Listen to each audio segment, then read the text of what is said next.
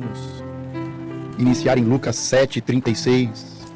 No livro de Lucas, capítulo 7, versículo 36, algo importante acontece. Começa dizendo o texto: e rogou-lhe um dos fariseus que comesse com ele, e entrando em casa do fariseu, assentou-se à mesa. Não tem nada melhor do que você abrir o seu coração, abrir a porta da sua casa para receber Jesus.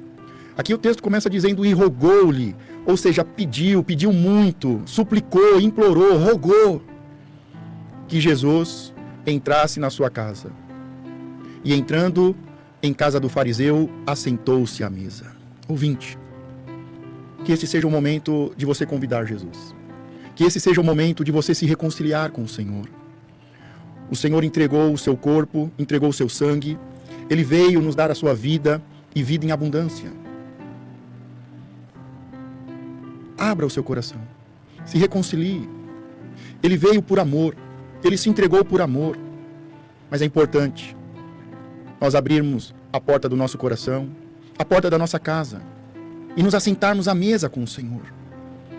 Jesus, ele deixou o seu corpo partido, o seu sangue derramado, e na ceia ele estabeleceu como um novo memorial. Coma. Ele disse: aquele que não comer do meu corpo não terá parte comigo. Aquele que não comer e não beber não receberá da minha vida. E aqui eu faço uma pergunta para você. Qual foi a última vez que você recebeu o convite de Deus, de Jesus Cristo, para ir à casa do Pai e se assentar à mesa do Senhor? Porque Ele prepara um banquete, ainda no deserto. Não importa o que esteja acontecendo. Não, quando eu passar por isso, quando eu vencer. Não, sabe o que é, pastor? É que eu fumo. Não. Ainda que seja no deserto, ainda que você esteja em um momento de tentação, ainda que você não se sinta digno, se arrependa. Volte para a casa do Pai. Se reconcilie. Refaça a sua aliança, seja fiel ao Senhor. Volte à casa do Pai. Na casa do Pai tem pão em abundância. Até os servos, os trabalhadores, têm pão em abundância. Tem vida e vida em abundância. Aqui nós vemos um fariseu. Uma pessoa que conhece a palavra, que conhece o cerimonial. Uma pessoa que sabe ler, que sabe orar. Uma pessoa que tem intimidade com Deus. Ele roga a Jesus Cristo. E Jesus, ele atende o chamado. Não há oração que o Senhor não ouça, que o Senhor não responda. Não há aquele que vá até o Senhor e o Senhor o lance fora.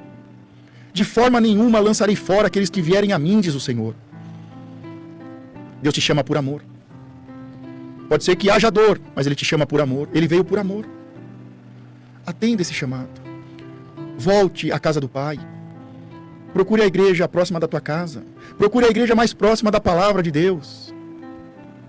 Leve a tua casa, a tua família. É tempo de voltarmos a Deus. É tempo de se reconciliar. O Pai está com os braços abertos. Ele vai te receber, te abraçar, te beijar. Ele tem vestes novas. E Ele vai te revestir com poder e autoridade para vencer todo o mal. Ele vai dizer: prepare uma festa, há festa no céu, vai ter festa na tua casa. Ele vai te dar vestes novas, anel, aliança, sandália. O Pai tem um plano para você e a sua casa. Mas esse texto aqui vai falar de um fariseu e de uma mulher pecadora. Jesus entra na casa do fariseu e nós sabemos que em seguida uma mulher pecadora. Ninguém sabe o nome dela, ninguém fala o nome dela, mas todo mundo aponta o dedo e diz: uma mulher pecadora. Entrou e se colocou aos pés de Jesus Cristo. Só que antes de decorrermos o texto, gostaria de destacar algumas coisas, porque é importante termos texto e contexto. E esse capítulo vai começar falando de um homem, um estrangeiro, um romano, um centurião. Não é um judeu, não é um fariseu, não é um cristão. Diz que ele pede ajuda de Jesus Cristo. E ele manda mensageiros. E o principal é que esse homem, ele pede ajuda de Jesus. Ele diz: eu sei que você tem autoridade, porque eu também sou homem sujeito à autoridade. Tem o imperador romano, tem o chefe do exército, tem o centurião. E eu tenho autoridade. E eu falo para os meus soldados: vem, eles vêm. Eu falo: vão, e eles vão. E eu sei que quando há uma palavra, há uma ordem, as coisas se movem. E eu entendo de autoridade, e eu sei que você é uma autoridade, porque você fala e as coisas acontecem no mundo espiritual. Irmão, o capítulo começa falando de autoridade. Jesus é autoridade. Jesus é a maior autoridade. Ele está desde o princípio. Ele é o princípio, ele é o fim. Ele é o alfa, ele é o ômega. Ele é o Criador, ele é a sabedoria. Ele é o Senhor dos exércitos. Ele é o poder e a autoridade. Não há algo que ele não possa fazer. E esse homem reconhece a autoridade que está sobre Jesus, e reconhece que Jesus tem autoridade, e que basta uma palavra de Jesus Cristo, e o seu servo, o seu soldado, seria curado. Irmão, não precisa de tanta coisa, não precisa de tanta campanha, de tanta oração. Basta uma palavra, basta uma imposição de mãos. Jesus disse: se você crer, impõe as mãos sobre os doentes e eles serão curados. Pode ser que o seu filho esteja doente aí do lado. E se você crer, impõe as mãos sobre ele e ele será curado. Em nome de Jesus Cristo. O nome que está sobre todos os nomes. O nome que recebeu poder e autoridade nos céus, na terra e debaixo da terra. O nome que todo joelho se dobrará e toda língua confessará. Diga agora, em nome de Jesus Cristo, a minha casa tem paz. A partir de agora. Basta uma palavra. Diga, o dono do ouro e da prata, entra na minha casa trazendo prosperidade, trazendo pão e abundância. Diga, acabou a fome, a miséria. Diga, em nome de Jesus, saia todo espírito de enfermidade. O Senhor disse: vai em meu nome e desfaça as obras do inimigo. É você que tem que abrir a sua boca e falar. Porque basta uma palavra. O texto continua, e um pouco mais à frente, nos versículos seguintes, depois de falar sobre a autoridade, o nome que está sobre todo nome. Use o nome de Jesus Cristo e o mundo espiritual vai se mover. Fala que Jesus foi a uma cidade e uma mãe viúva está enterrando o seu filho. Nós já ouvimos o testemunho da irmã da missionária que Deus livrou da sepultura. Que antes de sair de casa disse: deixa eu consultar a Deus. E ela abre a palavra e Deus diz: eu vou livrar da sepultura. Ela lê um salmo e por intermédio da palavra Deus disse: eu vou livrar da sepultura. Ela sai ainda com o coração apertado e passado alguns momentos há um assalto e Deus livrou da morte.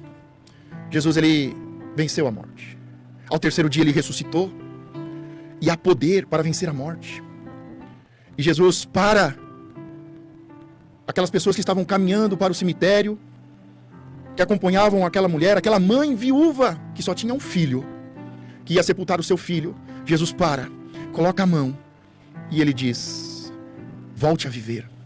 Pode ser que você esteja numa cama agora, mas ele veio para nos dar vida e vida em abundância. Enquanto o inimigo veio com uma historinha mentirosa, dizendo que você é pecadora, que você não merece, dizendo que vai te destruir, que tudo acabou, Jesus para tudo isso hoje e ele diz: levanta. Levanta, porque eu te dou vida. Eu vim para te dar vida e vida em abundância. Esse período de tristeza, angústia, depressão, de doenças na mente, na alma, no corpo, de espírito de enfermidade, de morte, acaba hoje. Levanta, levanta. Não é mais tempo de ficar prostrado, caído, derrotado. Ouça a palavra de Jesus Cristo, levanta. Não é um homem falando, é uma mensagem, é a palavra de Deus. Não é um mensageiro, é a mensagem, é a palavra. Levanta, levanta. Porque esse espírito de morte cai hoje. Sabe, esse capítulo fala de autoridade, fala de vencer e vencer a morte. Mas o que me chama a atenção é o que Jesus vai dizer em seguida. Em seguida Jesus vai dizer: olha, eu olho para essa geração e Deus enviou uma pessoa estranha, diferente, e ele é filho de sacerdote, sumo sacerdote. Ele é o João Batista no deserto. Eu estou agindo no deserto. E Deus continua agindo, e agora é o Filho de Deus. No deserto com o profeta, ele é estranho, ele fala estranho, tem uma palavra dura. É palavra dura, mas é de amor. Mas ele se veste diferente. Ele não tem roupas sacerdotais, ele se veste com pelo de camelo. Ele come gafanhotos e mel. É um líder, é um profeta. Está no deserto, ele não está no templo. E Deus está dizendo, Jesus Cristo está dizendo: olha, eu trabalhei, eu levantei a voz que clama no deserto. Ele foge dos padrões e vocês não ouviram. E agora eu, com roupas de nobre, com uma palavra de amor, gosto de ir às festas, de transformar água em vinho, e vocês não se alegram, vocês não choram com quem tem que chorar, vocês não riem, não dançam com quem tem que dançar e se alegrar. É Jesus dizendo: o que está faltando para vocês? É Deus falando ao nosso coração, a uma geração hoje que nada alegra, nada agrada. Deus levanta um clamor e é tempo de chorar, de se arrepender, e a gente não chora, não se arrepende, e é hora de alegria, de vida, de avivamento, e você não está nem em um mover e nem no outro, você não chora, não ora, não clama, não jejua, e você não se alegra, não canta, não adora. O que está faltando para nós? O que está faltando para essa geração? Porque Deus levanta o profeta no deserto, Deus envia o seu filho na cidade, e a única coisa que tem é reclamação, murmuração, perseguição. O profeta no deserto não te agrada, o Senhor na cidade não te agrada. Irmão, coloca por terra toda a murmuração. Para de reclamar. Se o Senhor te colocou no deserto, Se você está junto com um profeta, ele pode até parecer estranho, mas foi Deus que levantou, foi Deus que colocou. É a voz de Deus que clama no deserto: arrependei-vos, chore, rasgue as suas vestes. É tempo de orar, de jejuar, de rasgar o coração, de se prostrar. Se você está em um lugar de festa, por que essa cara feia? É tempo de se levantar, de adorar.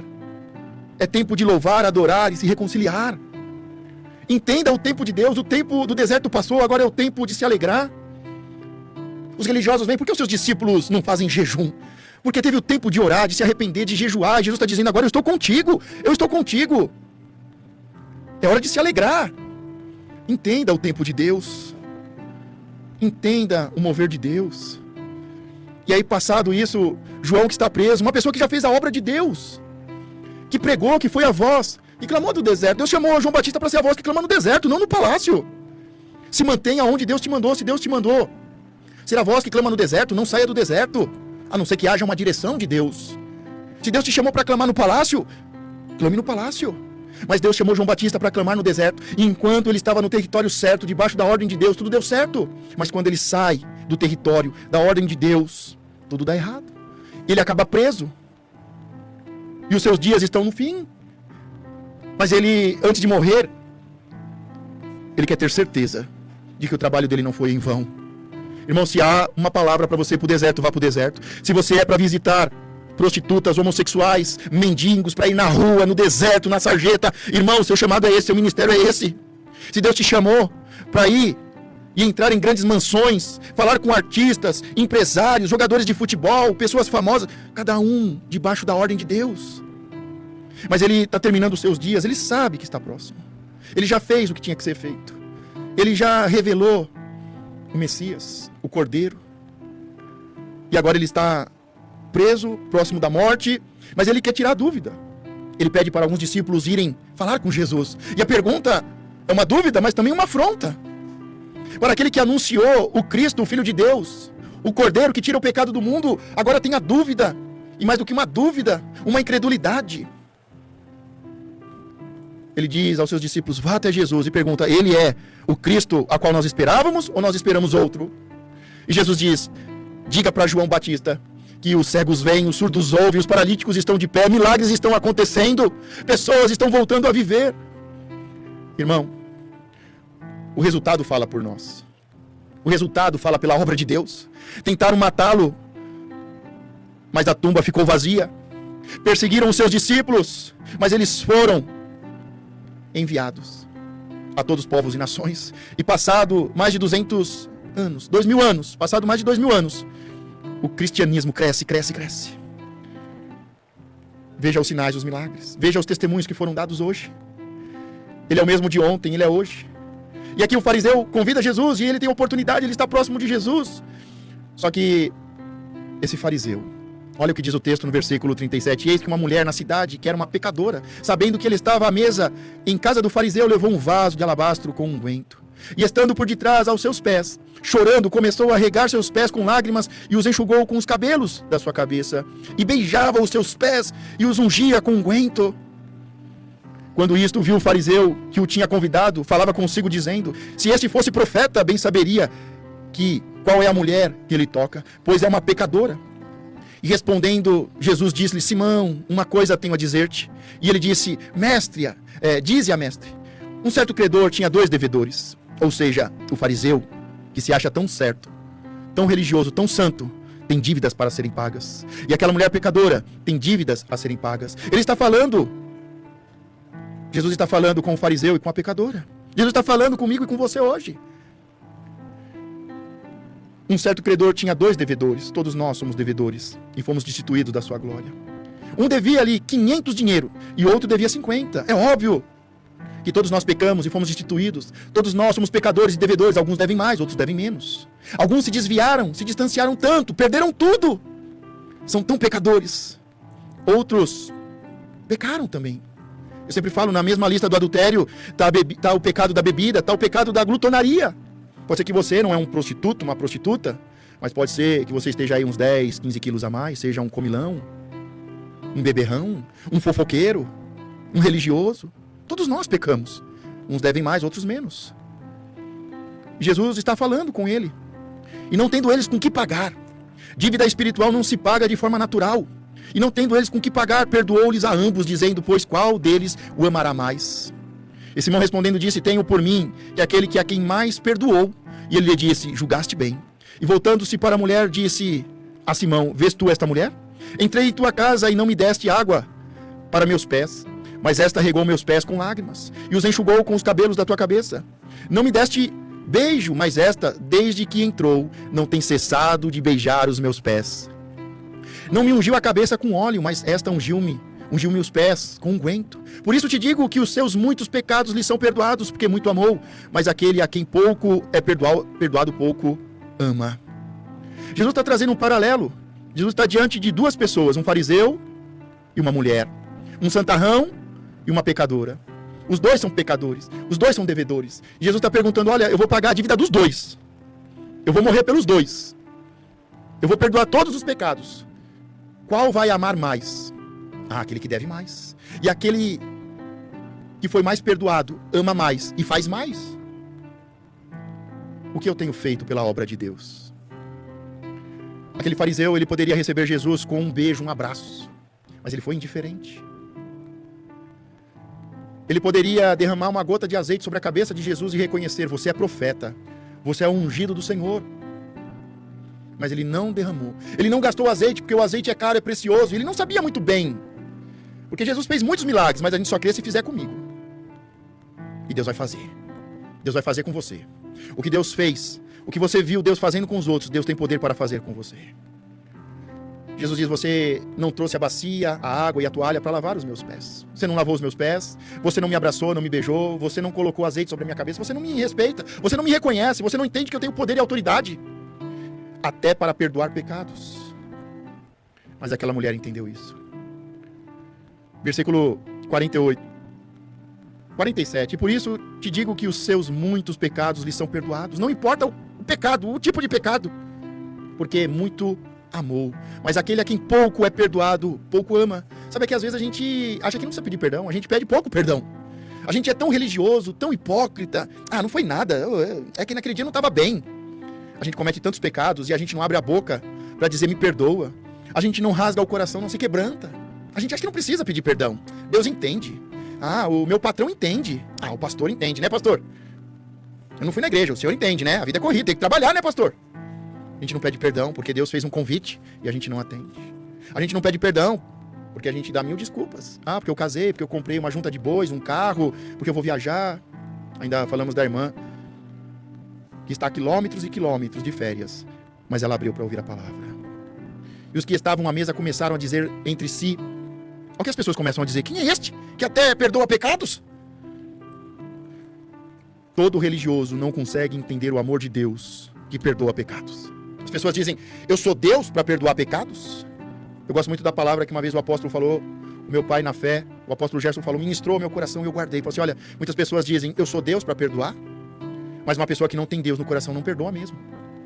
Só quem recebeu Jesus Cristo, aquele que é o amor e que é fiel, aquele que é misericordioso, aquele que é justo, porque se nós não perdoarmos, nós não seremos perdoados. E os que estavam à mesa começaram a dizer entre si, quem é este que até perdoa pecados, perdoa dívidas? Quantas pessoas estão em volta e poderiam dizer, Deus é bom, olha o amor de Deus, Deus perdoou o pecado dessa mulher pecadora, Deus perdoou esse fariseu, mas as pessoas, faz um milagre, as pessoas já começam, será que foi Deus? Deus abriu a porta de emprego, Deus enriqueceu, a Bíblia diz que Deus enriquece, as pessoas dizem que o diabo enriquece. Eu não vejo na Bíblia dizendo que o diabo é dono do ouro e da prata. Eu vejo na minha Bíblia, está escrito que Deus é dono do ouro e da prata. E a minha Bíblia diz que Deus enriquece e não dá dores. Mas a gente olha para a pessoa próspera, rica, e a gente diz, o que ele faz de errado? É um corrupto. Não, tem pessoas realmente corruptas na nossa nação. Tem pessoas que infelizmente são malignas. Eu tenho mais medo de pessoas malignas do que do diabo. Mas tem muitas pessoas boas, justas, temente a Deus. Tem muitas pessoas prósperas, ricas, que Deus enriqueceu para fazer a obra. Irmão, sabe por que eu saí aqui da rádio e ainda falava com a Milton? Falava com a missionária. Falei, olha, porque eu creio que tudo tem um tempo. E as pessoas que se puseram a serem cooperadores, ofertantes. Fizemos um propósito de 6 meses. Deus abriu a porta, Deus fechou. E eu falei, olha, é importante ter pessoas que sirvam com o seu dinheiro. Porque o capítulo 8 começa dizendo assim, ó.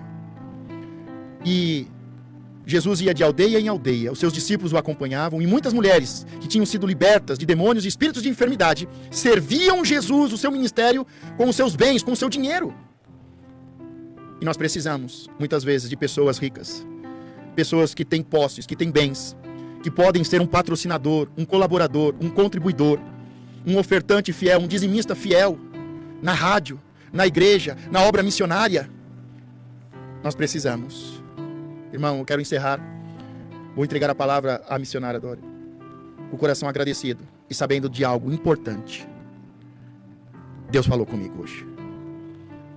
Porque eu tenho ouvidos e eu ouço o que o Espírito diz ao seu povo, à sua igreja.